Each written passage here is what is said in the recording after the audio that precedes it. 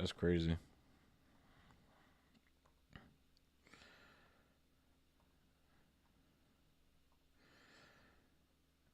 I have no idea where that was going to.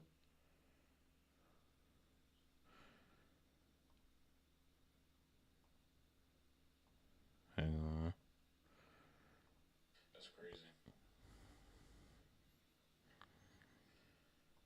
Testing. All right, I think I should I have no be idea good now. That was going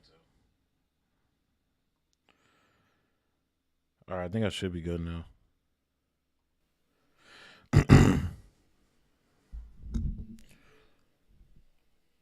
Like I said, it's been a while since I've done the stream, so. Testing. All right, I think I should. All right.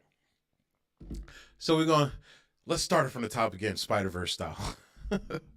But nah, guys, for real though. Overall, like, I took a step back from the channel and everything because I had some things in my life going on, and just seeing the overall landscape of everything, it just it didn't seem relevant to me at the time when I was doing it. I don't know how to explain it. Sometimes you just can't put shit into words, bro. I had to take a step back from it. And I missed y'all. I really did. Because y'all know I've been on Twitter. I've been saying shit on Twitter. And, I be watching different shows and everything, commenting and all that. But I've even been in, like, calling. I've been in, a couple calling Johns or whatever. But yeah, man. So, but like I was saying, like, you know, I was thinking about just stopping the channel overall, shutting it down. Like it was a couple times where I wrote out like a statement that actually come on YouTube and read to y'all and let y'all know, so y'all wasn't like, "Yo, when is Bendu coming back?" Because a couple of y'all, and I appreciate y'all. The ones showing love hit me up, especially my guy Chris. Shouts out to Chris. But multiple other people hit me up like, "Yo, Bendu, when you gonna be doing another episode?" And I'm like, "I don't know, man. I'll be around, bro." But let's say I'm tentatively back. Not even tentatively, because like Monday, like I was saying, when I had myself fucking muted, and guys, don't let me do that again. Uh, please let me know. Please let me know if you can hear me.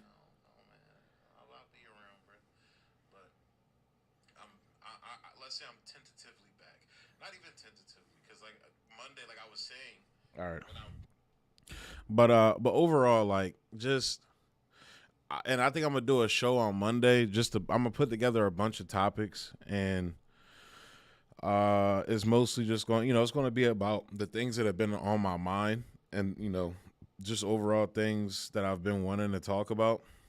So we'll see, man. Like we'll see how it goes, how I feel about it going forward. But for now, I'm here. So let's just go ahead and get into the shits with RFK Jr. real quick, because this dude, like, and I want to preface this by saying that in no way, shape, or form am I, actively trying to shit on RFK Jr. I'm not trying to smear him in the ways that the mainstream the mainstream media is.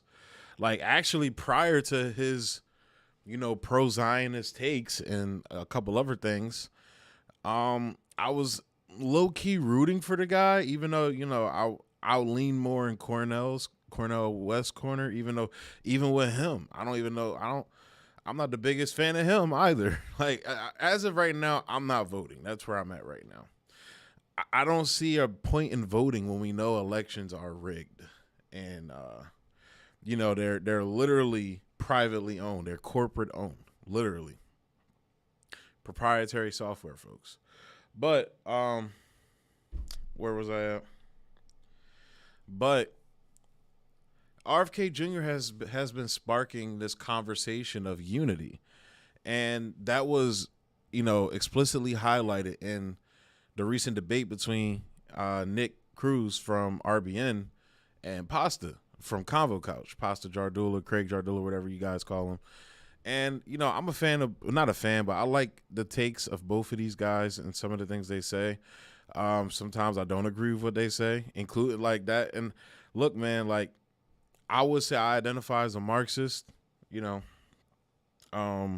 However, the whole concept of, especially here in the West and with Black Americans that are, leftist or communist or, whatever definition they use to describe themselves, I feel like there's always, we'll get into that. We'll get into that. But for the most part, I agree with some of the things Nick says, and I agree with some of the things Pasta says, even though, as of late, I haven't been agreeing with him. It's been like pulling my hair out because this is a person that, I've fucked with some, the shit they've been doing for so long. And now it's like, some bullshit and over RFK, bro, RFK Jr. So, but I think this last debate, and I'll tell you guys to go check the debate out. It was very fascinating to watch, but I would say overall, it just brought me back to what I have been saying about, Black Americans, and it not just, leftist movements or communist movements or Marxist movements, but just in any movement at all that's outside of our own. And sometimes even within our own, because we got to fight our own sometimes. But, just this concept of unity, And I brought this up because, the question of unity, I wanted to talk about that because that is what came up. That is what came up, very prevalently, in a prevalent way, but in a debate between Nick and Pasta. And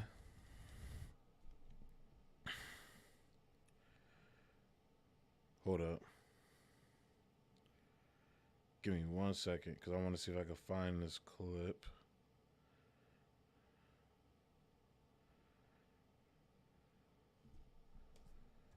Hang on.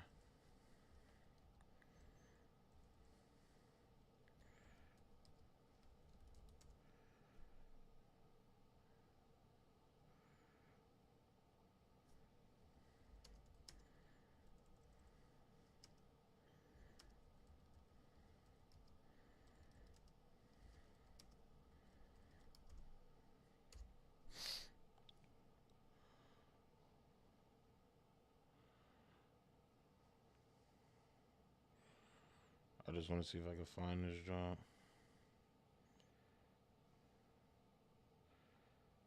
All right, I think I found it. All right, but overall, this question of unity, Black people, in my opinion, are always asked, we got to unify, we got to come together so we can fight the people at the top. We got to fight the elites, this, that, and the third. But it feels like that shit that, like, what's called unity basically means, all right, but you got to leave your issues behind. Like, reparations is a no. It's too divisive. We can't talk about that. Addressing police brutality. Come on, man. Like, my cousin's a cop, my brother's a cop. Let's not talk about that. It's too divisive. Oh, you want to talk about the alphabet boys funneling weapons, into the Black community. You want to talk about other groups holding ownership within the Black community. You want to talk about how, just the depictions of Black people, in media, all these things that matter to us and are important to us. And, addressing these things to change our lives is always put on the back burner under the precipice of a rising tide lifts all boats, essentially. That's what it all boils down to with what a lot of these candidates are saying.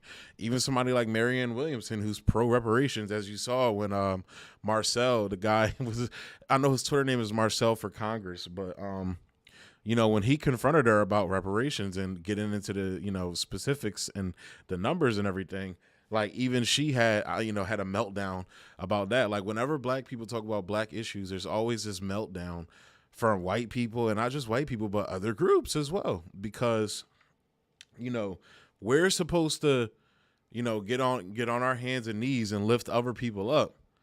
And that's where we're supposed to stay at forever. And to me, that's not making our lives better. When Americans got a taste of that, American dream in the 60s, Black people didn't get that. We got we bore the consequences of that. We got the attacks on our communities, the crack, later on the crack epidemic, the mass incarceration, and one of Pas's issues that he kept bringing up in the debate was the medical thing. And he said that, the Tuskegee experiment, was one of the things that drove him to feel the way he did about COVID and everything, which I'll take. I'm not saying he's lying about that, because that's another thing. And again, I'm not saying this is what Pasta's doing, but a lot of white people, when they have an issue, they'll bring up how it affects black people as a way to say, see, this is why you should care and make this issue front and center, where it's like, they probably don't actually believe that, the reason why they care about this issue isn't really about because it's affecting black people and they care about black people so much. It's affecting me and I care about it so much. So I'm going to appeal to you through your people. And once this issue of mine gets solved, the rest of your issues be damned. And that's not just white people that does that. That's historically, that's always been white feminist. That's always been alphabet, also known as LGBTQA, all the letters. I'm not saying that in a disparaging way. It's just so many letters now, I don't know. So that's why I say alphabet, not in a disparaging way, but because y'all just add letters and numbers all the time. So, that's alphabet. That's Latinos. That's Asians. We saw how the Asians were acting with this affirmative action. All of a sudden, the reason why Asians can't get into college and why, Harvard and all these other prestigious colleges were discriminating against them is because they had to allow these unqualified black people to get in there. That's so unfair that these unqualified blacks can get in there and we're not. Meanwhile, they're not addressing that most of the problem of them being discriminated against is because of legacy admissions who were mostly white. That never came up in that conversation. It was only black people and affirmative action. So if you want unity, then we need to have these conversations, which is why when Nick continued with the stream by himself, one of the things he said was, fuck unity, I want solidarity. And I agree with him on that. That is facts, bro. And that is that's everything y'all see me putting out on Twitter. It's not to be antagonistic. It's not to cause division. It's to cause conversation.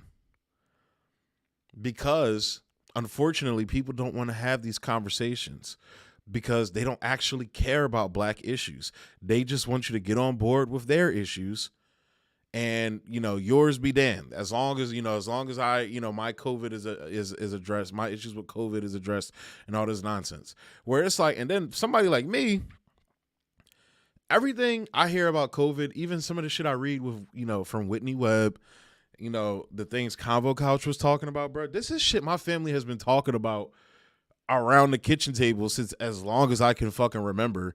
And they've been called crazy for saying this shit, because of some of my family members' jobs. They just don't talk about it. Even though they believe it, they don't talk about it because if they talk about it, they would have been ostracized. So all of this shit y'all talking about now, black people have been talking about around the dinner table for decades, So it's like, the fact that now we're supposed to care about this because it's affecting y'all.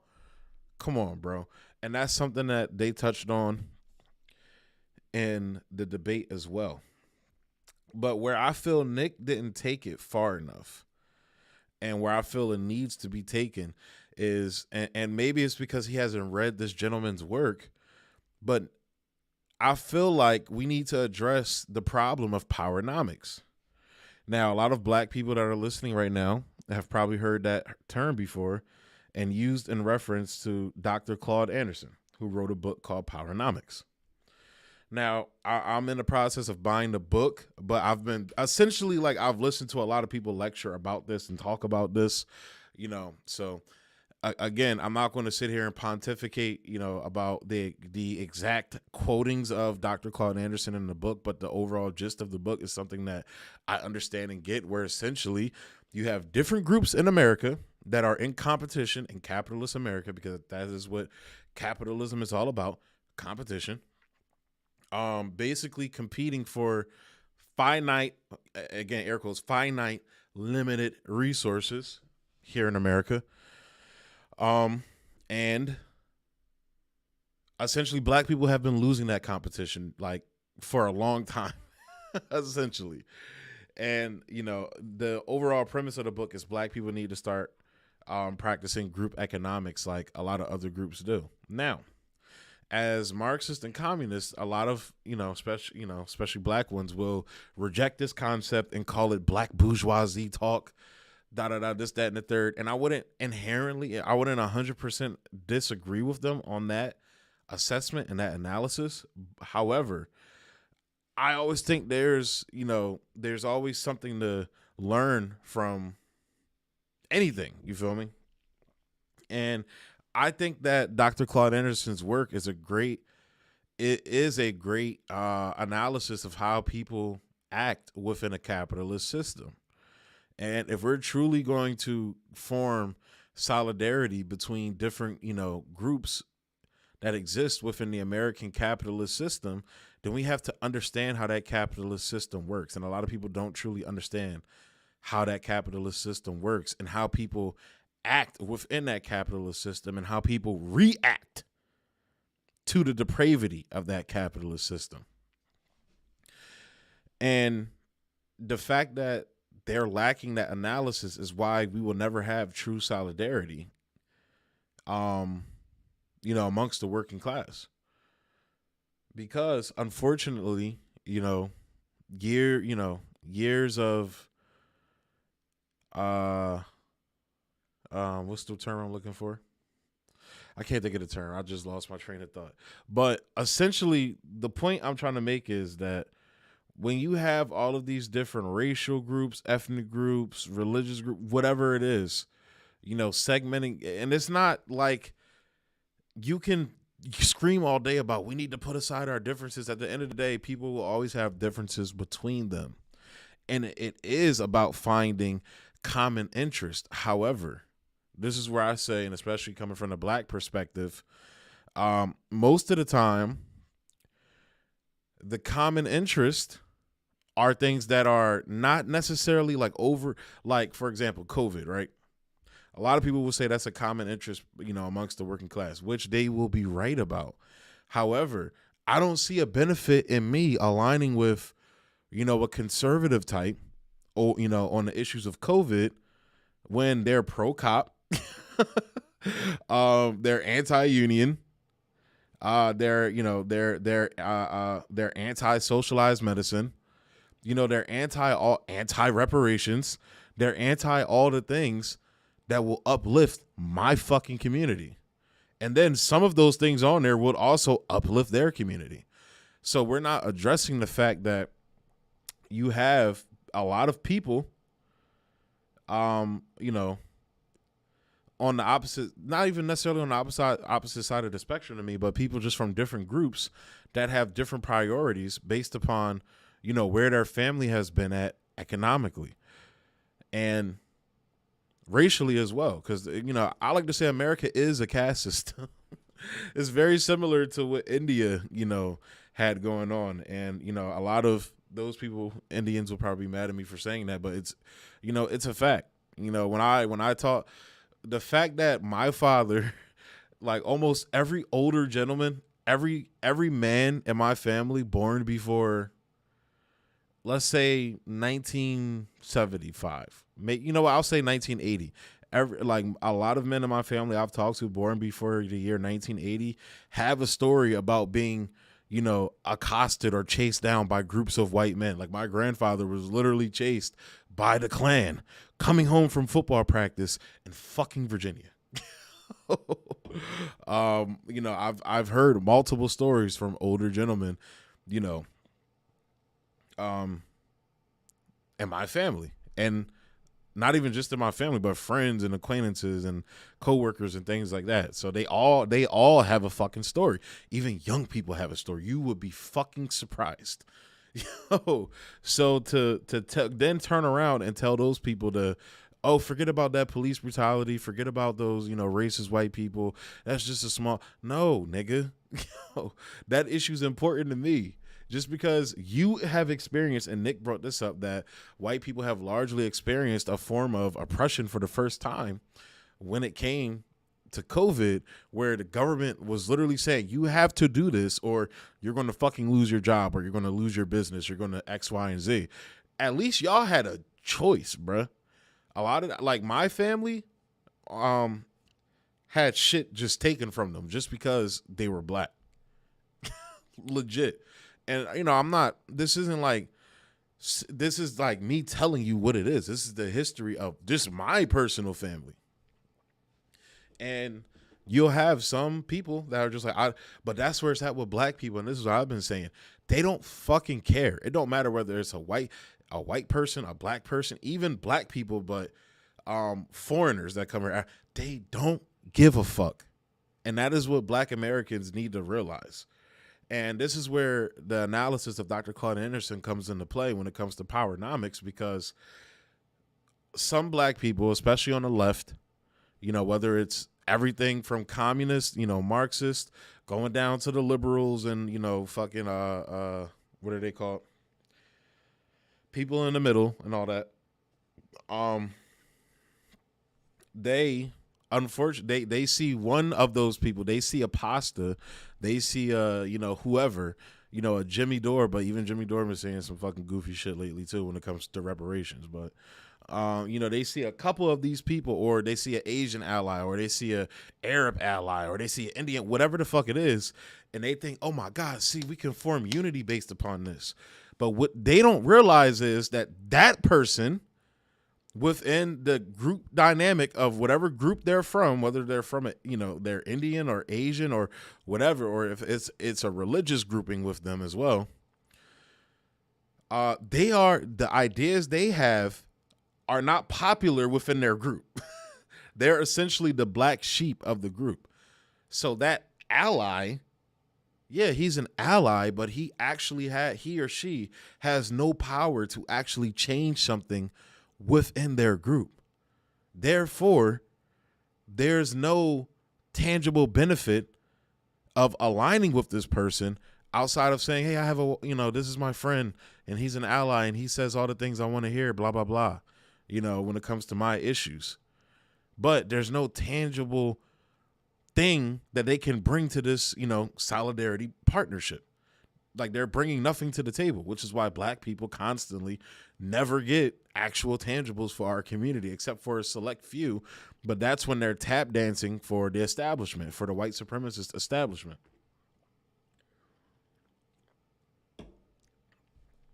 You know, there was never a question about how white Americans would feel if we gave Japanese people reparations for the internment camps.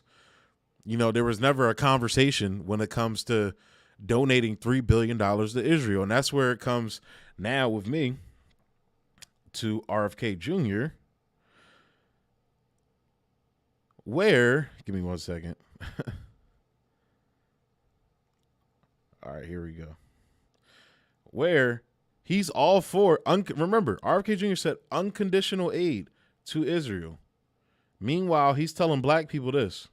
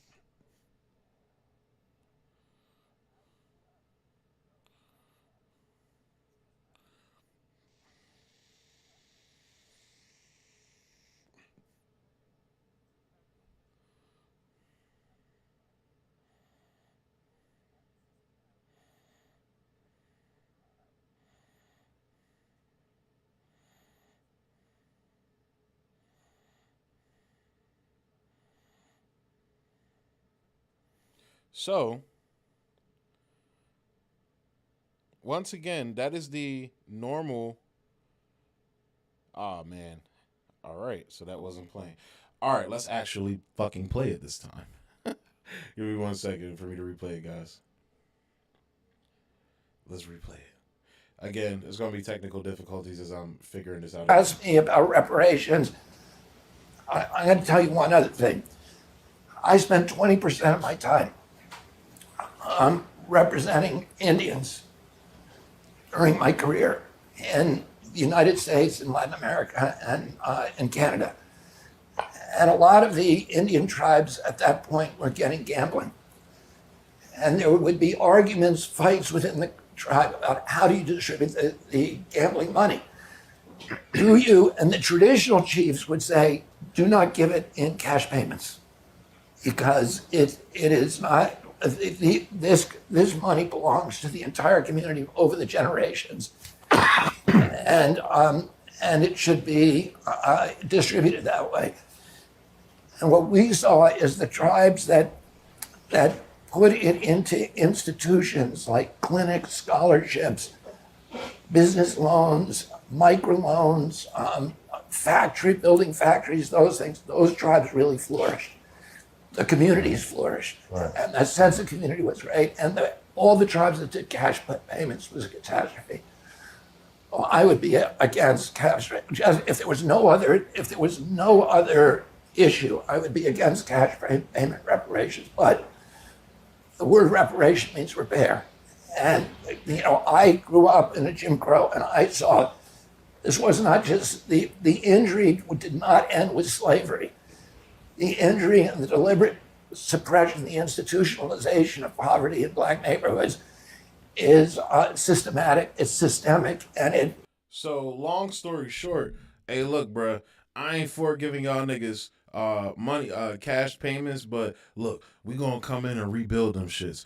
Bro, y'all have been saying that shit forever. And the problem with that is that whenever they talk about coming in and rebuilding the black community, it usually ends up with gentrification, or when it comes to businesses, it's a bunch of non-black businesses in our communities where we're just essentially consumers. We're not actually building black infrastructure within our own fucking communities. Like, nobody goes to the Jewish community and says, oh, we're gonna put a bunch of black businesses in your communities and you have no say in the matter. Nobody goes to the Asian community and says that. We're the only community that they go to and say that. And and again, I hate to use these terms, and this is the problem with the left, is that the left has bastardized and made the points we make so toxic within the political lexicon. But we don't need white saviors to come in and save us. That's the whole fucking thing Africa is saying right now. They're saying right now, they're saying, keep your fucking aid, okay? We don't fucking want it. That's what Thomas Sankara was saying back in the day. And he took the resources of his country and built his own shit. Well, they have their resources there in Africa. Our resources is in the fucking stolen labor from slavery. Our resources is in the destroyed equity and capital within our businesses that was around, during the Reconstruction era that was then destroyed going into the Jim Crow era. And then finally, also within that, the capital that was within our communities, when we did had to build our own infrastructure, but was then destroyed and hollowed out when we had integration, I'm not arguing against. I'm not one of those people that niggas is arguing against integration. But what I'm saying is when it came to integration, that injected neoliberalism into the black economic infrastructure and destroyed it. And then when you give the money to these, black institutions, that's why the NAACP is so against reparations, because they want to be the ones to control the money to essentially create a black hierarchy. We see this all the time. You got niggas like Jay-Z talking about black empowerment when his neighborhood looked the same as when he was selling dope in it. And I got niggas telling me, oh well, he built the Barclays Center in Brooklyn, so he got niggas a bunch of low wage jobs where they can't even afford a fucking apartment in New York City. I've literally heard people. I've had people tell me that Jay-Z has helped this community by bringing the Barclays Center there and bringing jobs there, where people can work, sweeping up the fucking stadium or working in the concession stands and everything like that, where they can't even afford to live in a fucking apartment in New York on that. So this is why give Black Americans what they are owed, and it must be lineage based. So again, this is the only slight benefit that came out of the affirmative action ruling was, they talked a little bit about lineage. It should be based on lineage, and reparations should be lineage based. So, but just overall, Black people are the only group in America that are not allowed to participate in group and powernomics and group economics. We are actively blocked from doing so. We own no sector of the economy in the country. So again, to put it to the Marxist ear and Marxist terms, or to get it so where the Marxists aren't just instantly flipping out saying, well, why are you arguing over the scraps that the capitalists are leaving behind? Nigga, I'm saying, I'm with y'all and saying we shouldn't be arguing over scraps. However, everybody else is taking their piece of the scraps and shitting on niggas. So what are we going to do to address that? Because right now we're aligning ourselves with black sheep who have no power within their groups. And if you do have motherfuckers with power, that's that is in the lexicon of trying to push, I guess trying to push America towards socialism. They're not so willing to give up their spot in the totem pole. You start hearing niggas say shit like, this Medicare for all thing. I kind of like driving a Tesla. I don't know if I want to, have to pay more taxes to where I can drive a Tesla. You start getting niggas like Sam Cedar saying, oh, I don't care. You got Anna Kasparian talking about we need to voting for fucking Republicans in LA to lock black people up. You get Jackson Hinkle going on conservative media, regurgitating anti-black talking points. And that was another thing too, where Pasta kept talking about, oh, it doesn't come from a perspective of anti-blackness. Yeah, it does. Yes, it does. If you are anti-reparations, you are anti-black. It is that simple. It's that simple. And then something that will benefit all Americans, that clearly will benefit all Americans, and addressing policing in America, which is fucking crazy, bro. It's fucking crazy. Like, here you have niggas, you have black people arguing for something that will help not just us, but everybody in the country, and they fight us on that. Whether it's white people, Asian people, they want more police. And then when them fucking jackbooted thugs come to your door and tell you, oh, you got to give up your guns, or oh, you got to take this jab, which y'all keep telling me, oh, well, that's what's so important about COVID, is that eventually, they are going to like, that's, who do you think is going to be doing that? It's going to be your fucking cousin in that fucking uniform doing that. It's going to be your husband in that uniform doing that. It's going to be your sister. They is women in the police force as well. I ain't gonna fraud some of them. Like, yo, the uniform pants, but it's like, nah, no. Be gone, Satan. Be gone. Get away from me. Turn that booty away from me. I will not fall. And then they told out these niggas like Ice Cube, and I'm supposed to care about Ice Cube talking to Tucker Carlson, where it's like, all right, he says some good things in the interview, but then he says, oh yeah, we do focus on race too much. Nigga, you literally have something called a black agenda for America, and you're fucking telling this fucking white man who is against everything that you're talking about in that agenda that, yeah, we focus on race too much. And y'all trying to tell me that this is the nigga we should be listening to. Get the fuck out my face, bro. And I fucking love Cube, bro. I love Cube. I was respecting everything he was doing up until he said that in that Tucker interview. And his reasoning for it made no fucking sense. At this point, he just trying to promote his NBA league, his basketball league. Which, go get your money, bro, but we don't need you in this. Go on somewhere, bro. That's how I feel. Like, once he said that shit in that interview, I'm like, nigga, you just made null and void everything you just said, bro. And then you running around with RFK, who not even for reparations for Black Americans, because he doesn't believe in direct cash payments.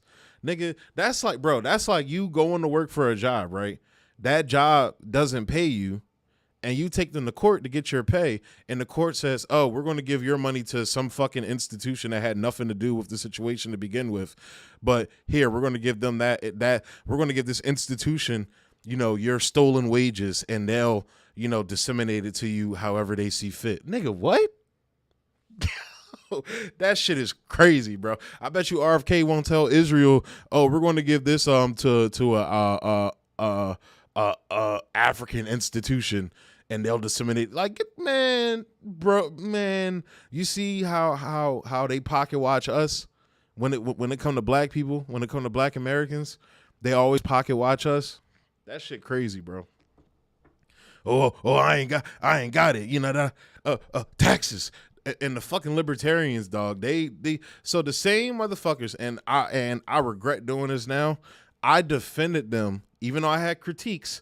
I defended that rage at the war machine shit, only to turn around and have the fucking what is it? The Miscus causes, whatever the fuck them niggas' names is. They on Twitter talking about Nina Turner should go pick cotton for free and shit. Oh, we need to abolish the Civil Rights Act, bruh. Don't talk to me about no fucking unity, nigga. Y'all niggas is goofies, bro. And I've mentioned this before. I think in one of the last streams I did, where it was like, you can't, like, I'm not selling my niggas out, my people out. I'm not going to tell niggas, oh, we need to form solidarity with people because we need to fight the establishment. And then y'all niggas is saying goofy shit to us. Like, no, nigga, that's not how that works. Bro, that's not how that works. Black people have brought tangibles to the table. The whole reason why immigrants have the rights, the little bit of rights they have here in the country is because of us. A lot of shit within the civil rights movement that other groups benefit from came from us. And what do we get in return for that? Absolutely not. In fact, not only did we get nothing in return from it, they spit in our fucking faces for it. And until we address that, fuck your unity, and it can't be no solidarity. You got to address that. You got to break down, like I said, break down. And I'm working on, trying to not do a class because I'm not a fucking teacher, but just give like a video about that. Like I've been working on scripts and all that shit, kind of like a video essay, I guess, because nobody's talking about it. They just like, they see people like what's the Dr. Pamela, whatever her name is. She has a lot of good, like, they just view I'm talking to Black leftists right now. People like RBN, which I hope, maybe I'm gonna try and get Nick and a couple of the, I want to talk to Sab, because Sabby has been saying a lot of this shit in her streams. So I've been watching her a lot. I've been watching Sabby a lot more. Like, I will watch her lives or watch her clips and everything here and there. But I've been watching because she's been, consistently lately, because she's been saying a lot of this shit. If any of you follow her on Callin, y'all probably heard me talking to her on Callin and everything like this, because she's been speaking on this. Roger Meadows as well. I think that's his name. The black guy that's with Sabby all the time. He talks about direct ballot initiatives a lot. He was talking about it. Like, this is something, we have to, as Black people, have to address this and formulate this. And when we talk about forming solidarity with people, you gotta meet this litmus test, my nigga. Because that's what every other fucking group does. They don't fuck with no niggas that's anti-immigration. So we shouldn't be fucking with people that's anti-reparations. And that's my issue with Cornel West, along with other things as well. Like I said, right now I'm at the point where I'm not fucking voting. I'm voting with my butt cheeks on my couch, bruh, watching TV or some shit. I'm not taking my black ass out to fucking vote, standing in fucking line for fucking Cornel West. And he talking about, oh, brother Biden, brother Trump, the gangster. Nah, nigga, bruh, spit that shit or fuck, get out my face, bro. Dead ass. Like real shit. We don't need that shit right now, bro. We need nigga. Imagine if we had a fucking if Dr. Cornel West was out here spitting like Trump, bro, for black people, bro. That's what I'm saying. Black people got nobody that's fucking going in. The only niggas going in for us right now is very few. I would say go check out Amazing Lucas. I don't agree with a lot of his takes, but he's been spitting fire. What's the John's name on Breakfast Club? Teslin Figaro. I want her. I want to get her on the show so bad, bro. Cause she's fucking when she fucking dismantled that fucking Vivek Ramakawi, whatever the fuck his name. Bro. Oh my fucking god, bro. I cannot stand that little Indian nigga, bro. That nigga gets on my nerves, bro. So you are a fucking immigrant. Oh, you are an anchor baby, and you gonna come and fucking tell me, and a black American, my ancestors have been here from the beginning of this country. This nigga gonna sit here and tell me you shouldn't have the right to vote because you don't value it, and you should take the same citizens test that fucking immigrants take in order to be able to vote. Nigga, suck my dick, bro. Or do community service. Nigga, get the fuck out of here, bro. Bro.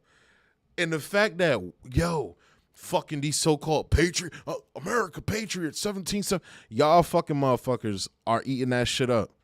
Goofy ass niggas, bro. I swear to God. Goofy. We need to abolish Juneteenth as a national holiday. Nigga, we was celebrating Juneteenth before it was a national holiday. Only reason why niggas was celebrating, nigga, when I turned like 16, 17, bro, and I realized, what 4th of July was and what it wasn't for us, I'm just like, make me a burger. I'll eat a burger. And I'm down here asleep, going into work or school or whatever. Like, bro, just goofy shit, bro. Just goofy shit. So I've been going for about an hour now, guys. So I'm just going to go ahead and wind it down there. But I just wanted to give my thoughts on, that whole Nick and Pasta debate, like I said, because I think there's a lot that can be learned. And conversations that can be had. And like I said, I'm working on a little video essay about bridging that gap between powernomics. So taking the beneficial things within powernomics and instituting it in a Marxist framework, but also a Black American framework that can work for us to address these problems. So I'll let you guys know when I finish working on that, and then let you know when the video will be coming out for that. But yeah, so like I said, Monday I'm gonna probably do like a stream with different like topics and everything, like I usually was doing back in the day on the streams. So look out for that. I'll probably, I'm not even gonna chop this one up because I was talking about the same topic the whole time. So, but definitely be on the lookout for, I'm gonna be on here. I'll be on here every now and then doing streams. So just look out for it. It's not gonna be set in stone type shit like before I had a schedule where I would do a Monday, Wednesdays, and Fridays, but just look out. All right. So thank you to everybody that's tuned in. Thank you to everybody that has been showing love even when I wasn't here. Thank you for showing love. As always, like, subscribe, and share. If you can, hop down in the comments section. Contribute to the show if you can. Through Cash App, Patreon, and all that. So go show love on there. Trying to think what else. I might finally post that Obama article I've been working on for a while. But I have like 5 different articles that I was writing, and the Obama one is like literally like a paragraph away from being done. So I might stop being a late, a lethargic fuck and finish that and put it out. But we'll see. So, but just stay on the